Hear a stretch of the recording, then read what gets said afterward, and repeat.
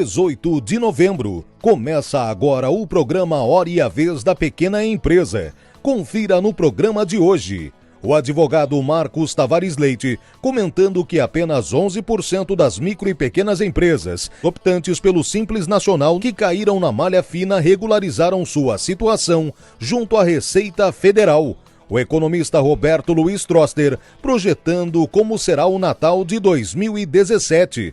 E nesta semana o presidente do Simp, Joseph Cury, recebe o contador e advogado tributarista Fernando Nogueira, que falou sobre o PERT, Programa de Regularização Tributária. Fique conosco.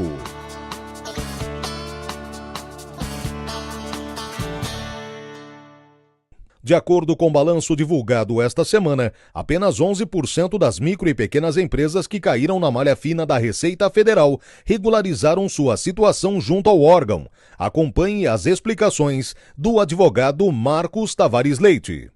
O que ela fez, em vez de instituir um procedimento para cada inconsistência vista, notificar essas micro e pequenas empresas optantes do Simples, simplesmente bloqueou a possibilidade de gerar essa declaração, consequentemente a impossibilidade de gerar o documento de arrecadação do Simples relativo ao período de outubro de 2017 e, no final, ficam mais de 100 mil micro e pequenas empresas irregulares por uma presunção da Receita Federal, sem o devido processo legal e sem permitir a essas micro e pequenas empresas o direito de defesa.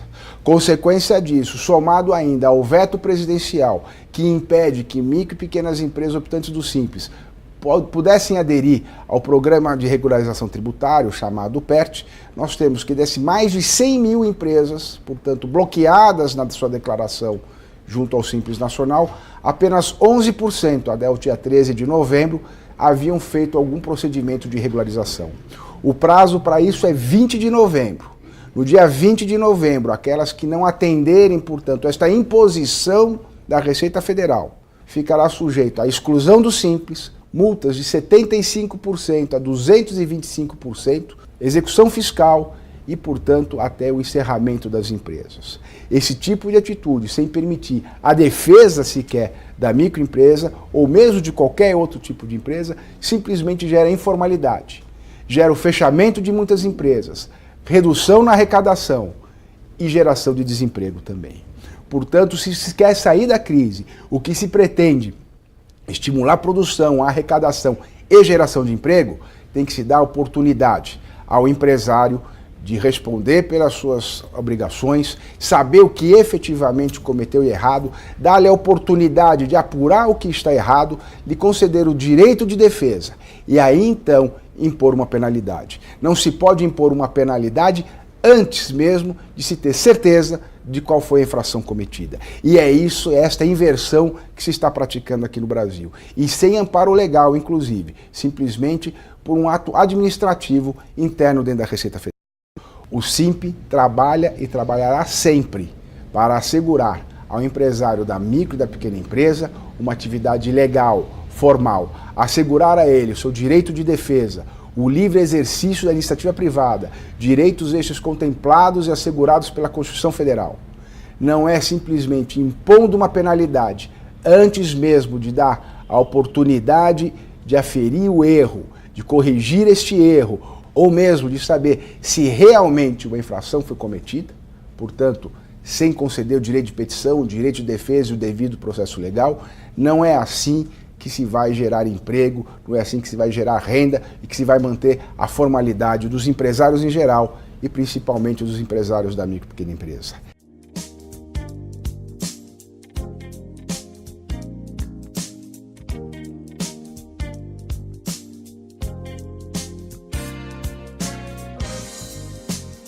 Ao contrário da maioria das grandes invenções da história, o computador não tem um inventor. Essa máquina surgiu e vem sendo aprimorada desde a Idade Antiga, passando por um processo evolutivo tão expressivo quanto sua importância para a sociedade contemporânea.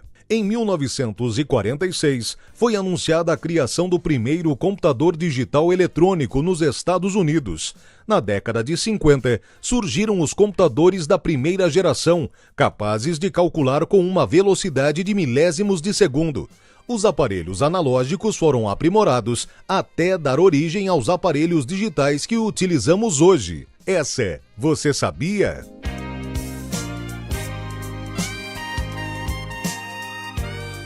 Tudo indica que o Natal desse ano vai ser o melhor Natal em 5 anos. 2 motivos. O primeiro motivo é que a economia vai crescer um pouco esse ano, abaixo de 1%. Mas o que acontece? As expectativas de crescimento melhoraram. Como é que as pessoas olham para o futuro? Quer dizer, não é quanto a pessoa ganha esse mês, mas quanto que ela acha que vai ganhar nos próximos meses que determina as decisões de consumo. Então, mesmo que o crescimento seja pequeno, como a expectativa de um crescimento maior no ano que vem, e como você tem uma demanda reprimida, esse ano vai se gastar mais no Natal que no ano passado e no ano que vem muito mais do que nesse ano. Então, todo mundo tem que se preparar para ter um bom Natal esse ano.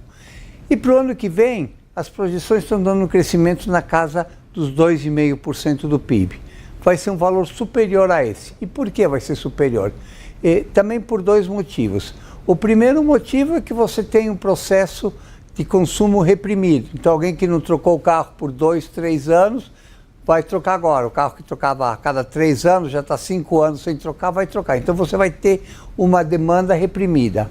E, por outro lado, você tem capacidade ociosa e mão de obra desocupada, você juntando os dois com pouco investimento, você aumenta muito o crescimento. Então, é razoável projetar um PIB de 3,5% para o ano que vem e um Natal muito melhor o ano que vem do que o Natal desse ano, que vai ser o melhor Natal nos últimos 5 anos.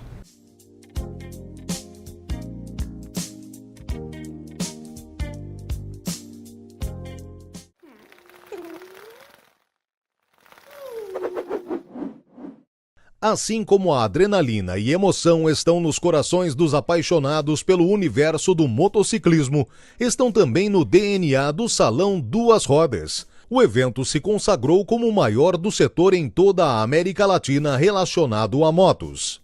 O salão é referência para quem quer ver de perto as importantes novidades em motos, acessórios e equipamentos que logo estarão nas ruas. O evento vai até amanhã, dia 19, no São Paulo Expo.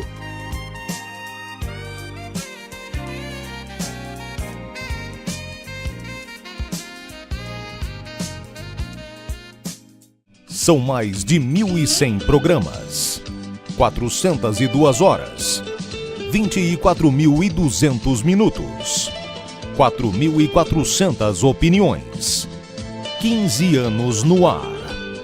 A Hora e a Vez da Pequena Empresa, um programa independente, veiculado em 2 redes nacionais, 48 emissoras comunitárias, que traz as principais informações do Brasil e do mundo, mexendo com a vida e o bolso do empresário.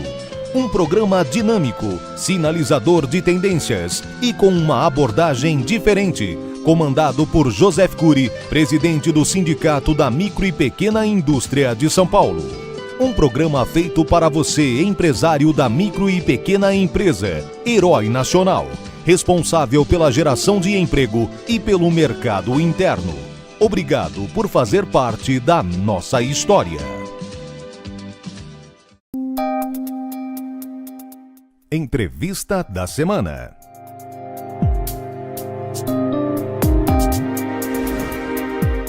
Estamos recebendo nos nossos estúdios hoje o Dr. Fernando Augusto Nogueira, que é especialista em contabilidade e advocacia tributária. E saiba quais são as opções que você terá caso você tenha aderido ou não tenha feito a opção pelo parcelamento tributário que venceu agora 14 de novembro. É um prazer recebê-lo. Eu que agradeço, Cury. A grande indagação é a seguinte: muitas empresas aderiram ao PERT. Na sua avaliação, o PERT foi um programa bem feito? Bem feito a gente não pode dizer, porque inicialmente já, todo mundo já sabe, está acompanhando, que ele já teve 3 prorrogações do prazo. Ele se originou de um anterior parcelamento que é o chamado PRT, né? Então foi muito confuso, teve muita coisa que foi discutida. A comissão mista que analisou a medida provisória 783 sugeriu um monte de coisa que a mídia também divulgou, né? Então teve muita alteração ao longo do caminho, muita sugestão, e no final das contas saiu meio que aquilo que já era um normal, né? Que era a questão das reduções de juros e multa e também um aproveitamento de prejuízo e de base de cálculo de contribuição social. O prazo de adesão ao programa de parcelamento venceu dia 14 de novembro. Isso. Muito bem. Claro que existem empresas que vão ter erros na informação, ou para mais ou para menos. Como que ela deve proceder? Existe algum procedimento? Não existe? O que declarou é isso mesmo e pronto? Como é que o empresário se defende disso? Se é que é se defender.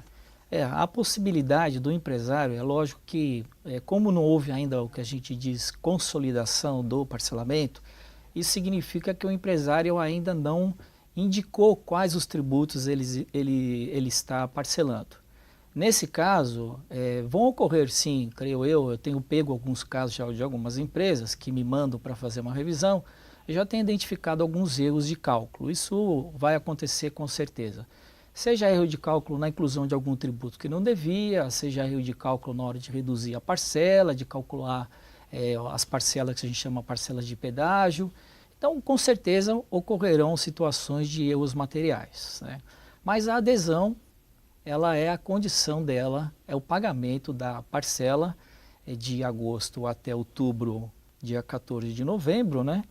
E as demais parcelas de adesão a partir de 30 de novembro e dezembro também, né?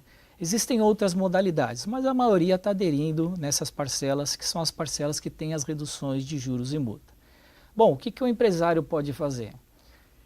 O empresário que calculou algum tributo incorreto, ele vai ter a condição de chegar junto à Receita Federal na hora da consolidação e conversar e explicar qual foi o cálculo incorreto dele. Tá? Creio eu, mesmo na situação de ter deixado de incluir algum débito, há a possibilidade de ele tentar conversar inicialmente com a Receita Federal. A dificuldade que eu creio que a Receita Federal pode colocar é que o valor que ele pagou, principalmente para a adesão, foi um valor que pode ter sido inferior ao valor que ele deveria ter pago. Tá? Não posso dizer como que a Receita vai reagir nessa condição. Mas se ele descobrir que ele incluiu tributos que não devia e ao mesmo tempo deixou de incluir tributos que ele devia, acredito que ele ainda tem tempo para fazer uma recomposição e apresentar alguma coisa para a Receita Federal, fazendo as exclusões daquilo que ele não deveria ter incluído e incluindo aquilo que ele deixou de incluir erroneamente. Agora, quem perdeu o prazo, perdeu o prazo. Perdeu o prazo. Não tem mais condição. Não tem. E desculpa, mas até o prazo de adesão, importante, é mencionar que o prazo não é o requerimento, é o pagamento da parcela que faz com que o PERT seja efetivamente consolidado. Então, na verdade, ele pagou, não pagou, perdeu a oportunidade. Perdeu a oportunidade. Agora, existirão casos, sem dúvida nenhuma, de que talvez ele tenha declarado a mais do que ele deve. Porque isso vai ser consolidado, isso vai ser reanalisado, etc. Qual seria o procedimento nessa hipótese? Se ele pagou a mais do que ele deve, ele tem como chegar junto à Receita Federal e ele mesmo efetuar a demonstração do cálculo do que ele pagou a mais e com certeza o que ele pagou a mais será amortizado desse parcelamento. Uma compensação? Isso, uma compensação. Nos tributos futuros? Nos pagamentos das parcelas futuras, caso ele tenha optado por uma das modalidades que tenha parcelamento no futuro, né? Então, na verdade, isso será apurado.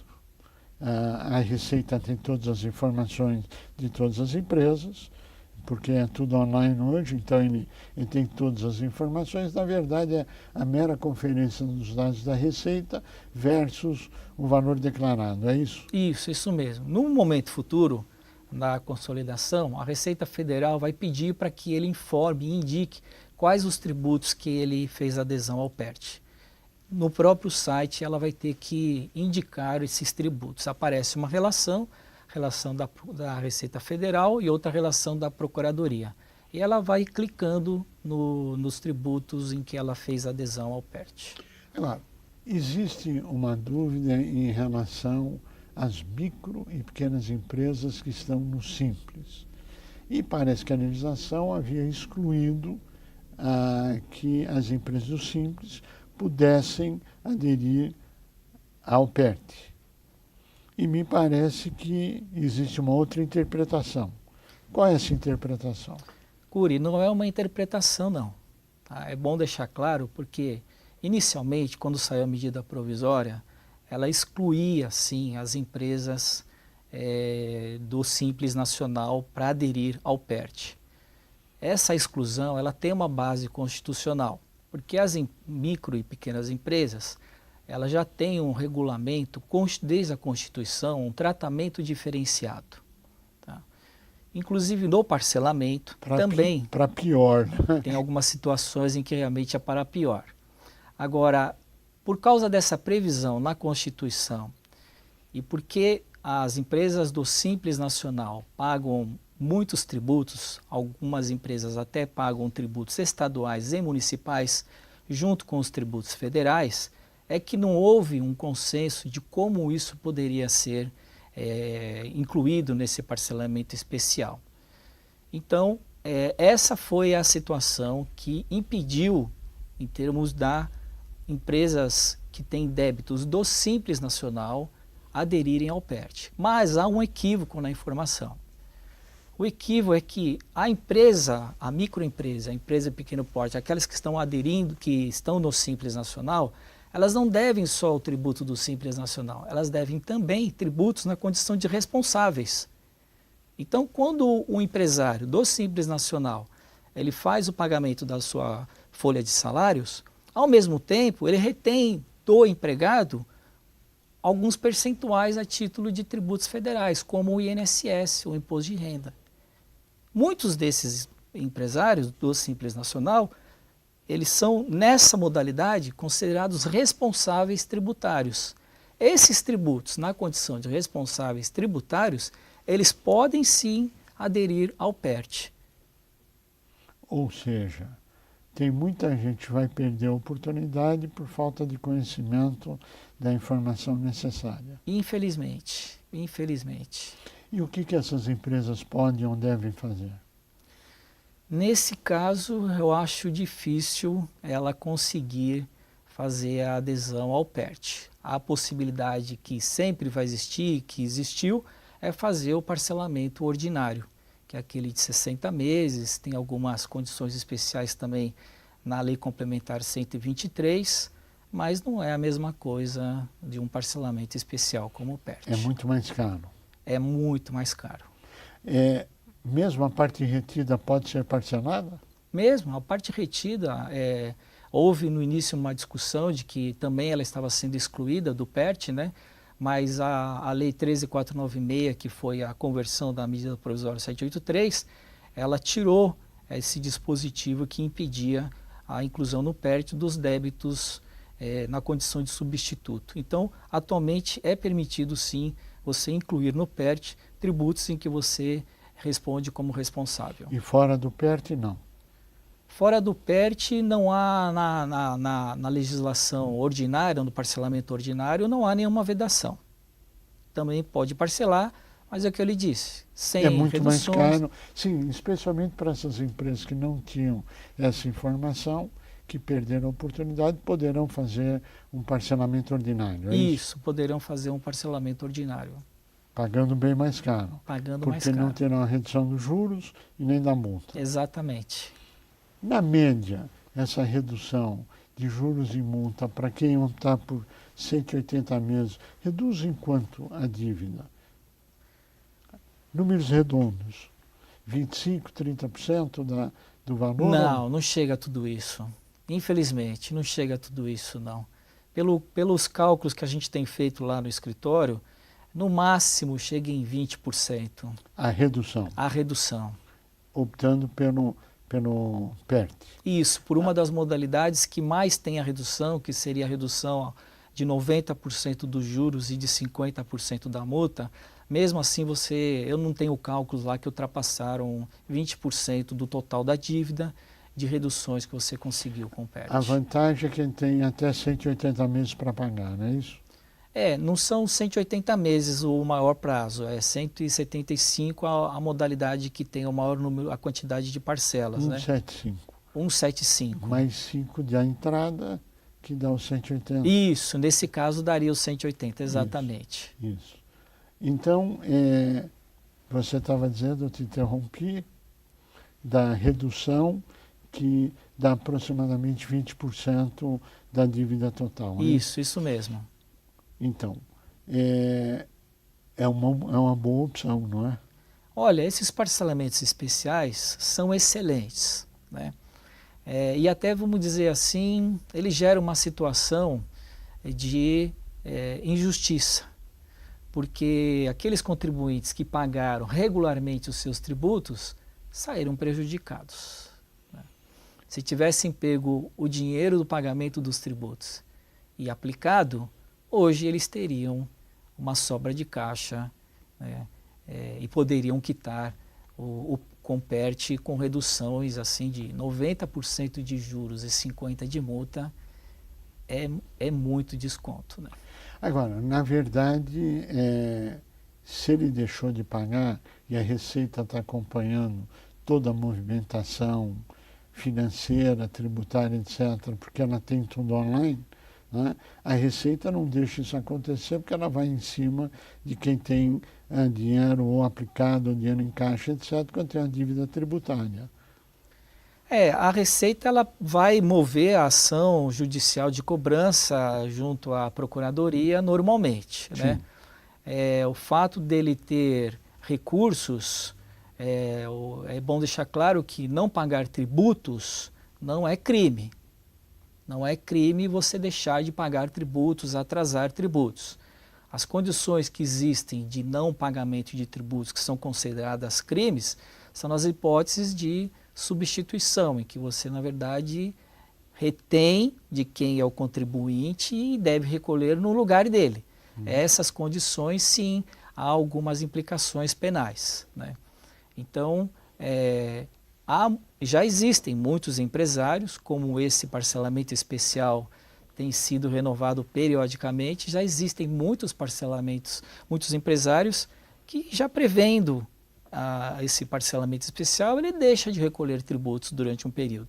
Se forem principalmente empresários que não precisam de certidão negativa, né, tem aumentado aí, assim, a vontade do empresário deixar de recolher os tributos. Fernando Augusto Nogueira, nós queremos agradecer muito a sua participação, nós chegamos ao final do nosso tempo e agradecendo os esclarecimentos importantes que foram dados durante esse programa. A você que esteve conosco, o nosso mais profundo agradecimento, com a certeza que estaremos juntos na semana que vem. Até lá!